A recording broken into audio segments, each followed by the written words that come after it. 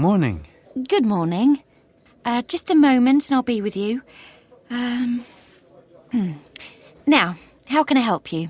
Yes, I phoned you earlier about an eco-holiday. You know, one of those holidays where you don't damage the environment at all and you get close to nature. Yes, I remember. Mr. Petrov, isn't it? Yes, Igor Petrov. You said you were going to look up what was available at rather short notice. I did, and I've got a few things here. Just before I show them to you, though, let me get down a few details. Okay. Right. Now, how long are you hoping to go for? A week? A month? I originally planned to go for 3 weeks, but I think actually 2 would be better. Fine, I'll just note that down. I think it's a good length for a holiday. You don't want to go for too long, or it's difficult to get back to work again afterwards, I always think. And what's the limit on how much you're prepared to pay? Yes, I don't really want to go above £1,750 if I can help it.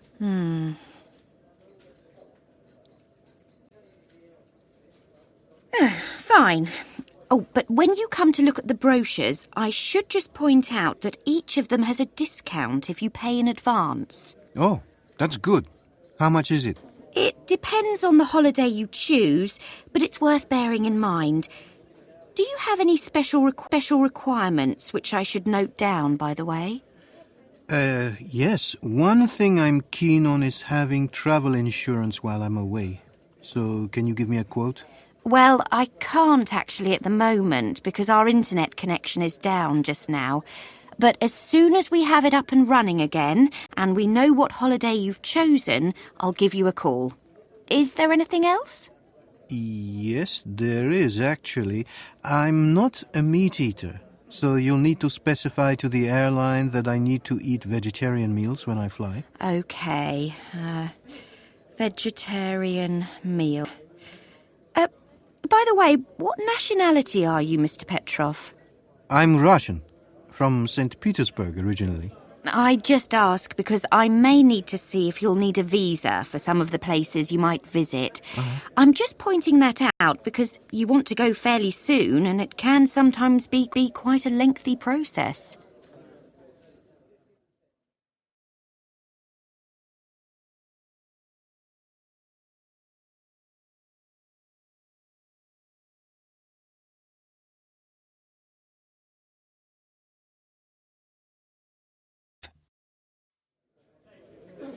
So, what options are still available? Okay, there are these 3 possibilities which I managed to print out earlier.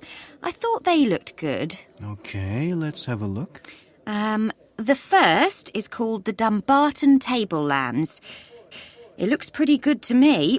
It's in Western Australia. The holiday really involves being close to and watching animals, almost living with them, in fact, because you get to stay in quite a luxurious house or cabin built high up in a tree and surrounded by lovely countryside. And, you know, there are birds and lizards and things, if you like that sort of thing. So you're very sort of... Close to nature. Close to nature. That's right. Sounds interesting. I guess I could enjoy that. What else have you got? Well, there's this one in the Bago Nature Reserve, where you go and stay with a local family in their house in a small mountain village away from other tourists and the usual tourist spots. So you discover lots about the way they live, and you sort of live in the family, share their meals, help them with their work, that sort of thing. Not so much of a holiday then. Well, it depends on you. It's very different, and they say a change is as good as a rest. And then there's San Luis Island. What happens at San Luis? Well, it's a small island just a few miles from the coast of Central America. But I'm not sure if it's really up your street. You might like it because international tourism hasn't spoilt it yet, but I'd say it's more a holiday for young people. You go and live in a hostel and You know, you help paint the local school and you get to meet the kids and sort of try your hand at teaching. Teaching what? Oh, English or maths, whatever you're good at. What makes the island interesting, though, is their emissions policy. There are no cars. You have to walk or use a bicycle to get about, and you get there by sailing boat. Sounds wonderful.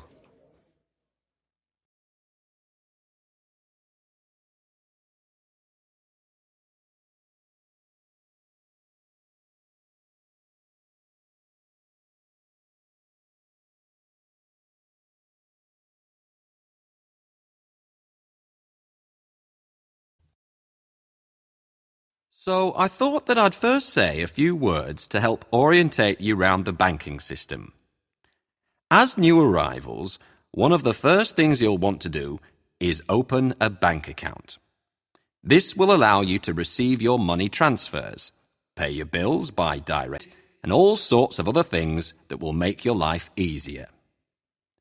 One mistake I think a lot of people make is to just wander into the first bank they see, thinking that all banks are much the same, and ask to open an account.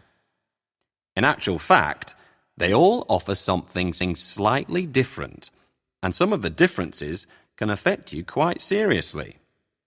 For example, for those of you who are studying at the university here, you may have noticed that there are 2 or 3 banks with branches near the university, Great Western and MoneySafe, for example. Only one, Finley's, actually has an office inside one of the university buildings. For the others, you'd have a bit more of a walk. Some banks give away free gifts. Evergreen offers a laptop to people who keep a balance of more than £5,000 for 9 months. With International Union, you'll get a phone when you open your first account. And 1 or 2 others, like MoneySafe and Northern Star, offer mountain bikes or vacuum cleaners if you put money on deposit, that sort of thing. More seriously, you should look at the sort of interest rates the bank will offer you. If you need an overdraft or loan, or if you're hoping to get some interest on your savings. At the moment, Northern Star offers the highest rate of interest to savers, but Great Western will lend money at a lower percentage than normal to people registered on higher education courses. So you can see it really is worth looking around. Another thing it's a good idea to inquire about are bank charges.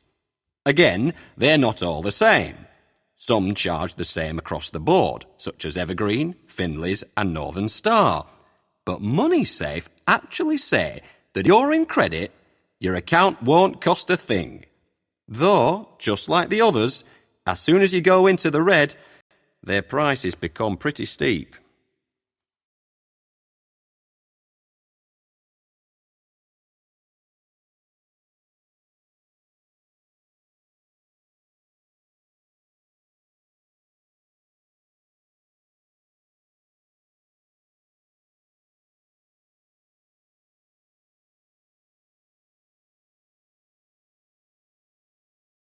Of course, one of the things you'll want as soon as you open your account is a debit card. So I thought I'd give you a little tour of these essential little pieces of plastic. If you look at the slide, you'll see that on the front at the top, they tend to have either the name of the bank or company which has issued the card. Then, a bit more than halfway down on the right, you'll see this hologram with a picture which appears to move as you move the card around in front of you. This sort of detail makes cards very hard to forge, although, like with anything else, there are people out there who'll try. Then, on the back, there's another of those sophisticated high-tech details, and that's the magnetic strip, which is this black thing going from one side to the other, which contains certain coded details. While we're on the back, you'll see another line strip with 3 numbers at the end. That's your security number, which they always ask for when you use the card for an internet purchase or over the phone, and it also has a space where you, as the cardholder, should put your signature, so that shop assistants can compare it when you sign a payment slip. Going back to the front, in the bottom right-hand corner, you'll usually find the bank logo, and just to the left of it, there's your own name in raised print. One thing you always need for telephone and internet sales is the expiry date. And on the card in front of you, that's just above the cardholder's name. Finally, in most places, you have to insert your card into a machine and key in your PIN. Just above the card number on the left, you can see a chip, and that chip is there to verify that the PIN you have entered is correct.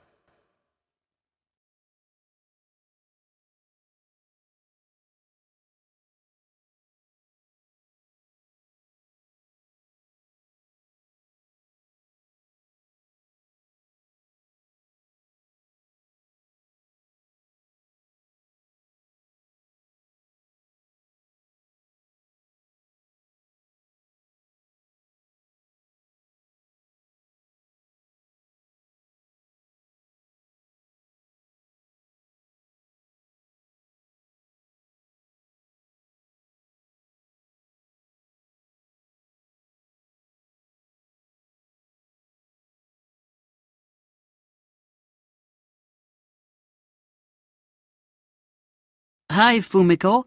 How's the psychology course going? Oh, hi, Victor. I'm really enjoying it, but I've got a project this term that is, part of my assessment, and the topic is really hard. Oh, is it ideas that you need? Oh, thanks, but I think I've got plenty. That's the trouble. I don't really know where to start. My tutor's given me such a huge area to cover that I can't seem to narrow it down to something I can manage. So, what's the topic then? Maybe I can help. Well, it's... the mystery of human relationships. Your tutor's Mr. Dresden, I bet. How do you know? Well, he gives very, shall we say, broad project titles. I mean, when I had him, one of my topics was happiness...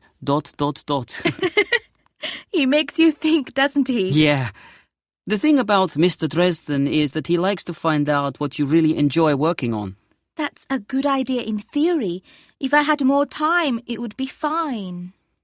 So, what reading have you done so far?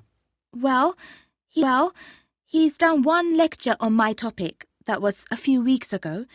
And then he gave us a couple of articles from a journal. Have you still got them?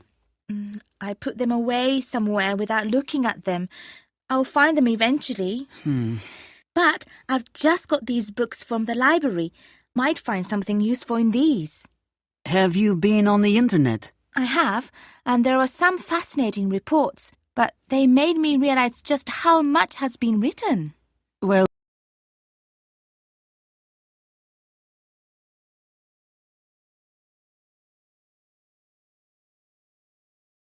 Well, what exactly have you got to do for the project? I guess you have to present it, so there will be charts and things? Well, actually, Mr. Dresden didn't ask for data. He said that the important thing was to read about the topic and definitely include a list of all our sources. I told you, didn't I? He's just getting you to find stuff out. I could do a survey and interview some people of different ages. Okay. Well, maybe I can help you a bit. Could you? I've got an English Lit seminar in 10 minutes, and I have to go and find a couple of handouts for it. Oh, okay. It'll be getting late after that. Look, tell you what, I'll text you in half an hour.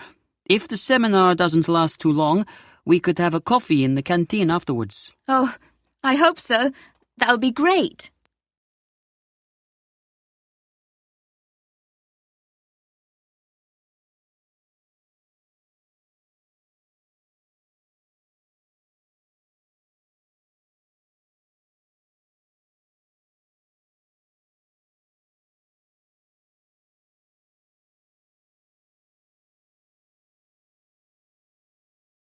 Right, so let's design a plan.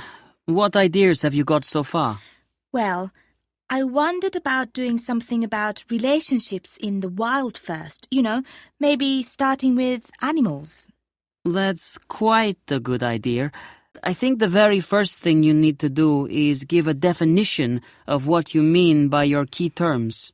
Oh, so I need to say what terms like relationship mean? Yeah.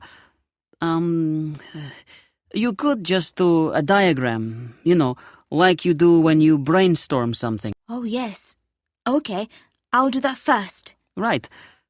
After that, you could do a bit of background on the animal world. Yes, a quick look at relationships among ape groups would work. Yeah, interesting. Just to show that relationships are part of life. So that's the definition and background. What next? Well, then you have to move on to people. Are you going to target a particular age group or something else? Well, I thought that first I would look at different... Well, there are so many places I form relationships. In the office... Yeah, within the family. Even toddlers aged 18 months or under have relationships. Yeah, so I'll present those. You mean the contexts for relationships? Yes, that's the word. You do have to find a way to limit the scope of the study. Yeah, I could examine the 21 to 30 age group. Or the next thing might be to select one type of relationship and go with that. Good idea. I'll pick friendship and look at what makes that type of relationship work and... Well, why don't you go through the stages in a friendship? But I would keep it simple. Just select 6. 6. Okay. I guess I could fit my practical work in here. Yes. It's the sort of area that you can canvass people's opinions on. It might be good to get some opinions from people over the age of 60. And, as a contrast, why don't I end by looking into the future? Maybe the future changes in... Yeah, or better still, the influences, with social networking that goes on now. Okay, influences. Oh, that's been such a help, Victor.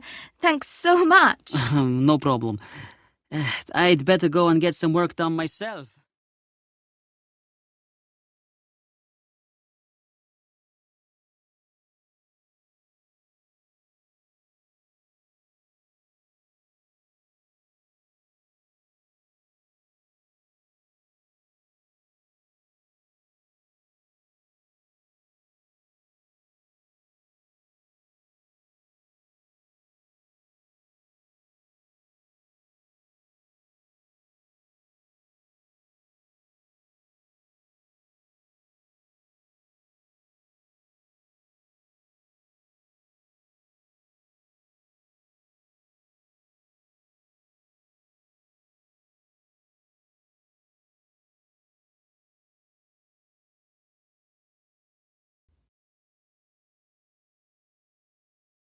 Good morning, everyone. As you know, we're continuing with the part of the textile course where we look at some different types of stitching or stitching techniques. And today, we're looking at one that comes from Japan, sashiko. Now, what does that word mean?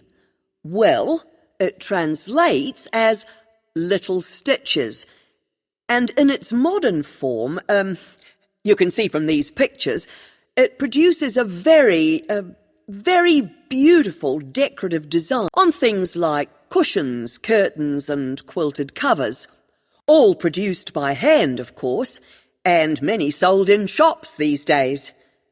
But sashiko began long ago, and its Japanese origins were much more functional than this. It's in farming communities, in mountain villages in the north of Japan's main island. Centuries ago, transport was difficult in these places, and the bitter climate made it hard to grow fibre plants for spinning and weaving into warm cloth.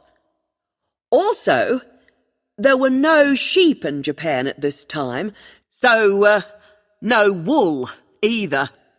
And this meant that people were left with a locally produced material called asa that was hard-wearing. So what they did was to dye this local fabric blue, because the dye was thought to strengthen the fibres. And they solved the problem of warmth by stitching together many layers of this cloth. In this way, they produced clothes that were warm but not too bulky. It was done with a white, heavy thread, so there were many shades of blue cloth, light and white stitching. And so a typical look or image was created, like this. They used designs based on traditional Japanese patterns that had their own names, such as sea wave, perhaps to reflect the wavy effect of the design. Here's another example. Now, each garment that was made at this time was planned for a specific purpose. So, for example, waistcoats were heavily stitched back and shoulders if they were going to be worn while carrying heavy baskets. And it wasn't only country people who relied on sashiko clothing. In Japanese towns, firemen dressed for duty in sashiko stitchments, jackets, trousers, hoods and gloves, which were soaked with water to protect them. So the point here is that sashiko clothing was essential for survival at one time. And even though making things in this way took up many hours for people who also had to work, do household tasks and so on, it was a vital skill. The wife of someone like a farmer, for instance, had to spend time making clothes, and she would do the stitching without a frame or structural support. And the garments, once you put them on, were flexible and moulded themselves to the wearer. If you look at a genuine sashiko garment today, then you can see the evidence of wear and get a feel for the shape of the wearer's body, which is fascinating. Then, in 1895, traditional life changed, and sashiko was no longer necessary because rail northern Japan, and warm textiles could then be imported. However, since the 1970s, sashiko has been revived in Japan and has also been taken up by quilters and embroiderers in the USA and the UK. Nowadays, the designs are a little different. There are vertical and horizontal stripes, for example, or the stitches can be arranged to produce a diamond effect. Here we are. Similar fabrics to those used can be found in modern furnishing or dressmaking departments, or from suppliers, so that the traditional appearance of a sashiko item has been maintained. Now, there are exhibitions of ancient sashiko items, but the disappointing thing is this. While old pots and ceramics are considered to be treasures and preserved even with cracks, ancient garments made by poor village women have not been given such a high value, and sadly, many of them have been thrown away rather than getting the attention of collectors. This is a pity, because they say a great deal about how people once lived and about their technical skill. And it's no coincidence sashiko has now become a pastime on an international level.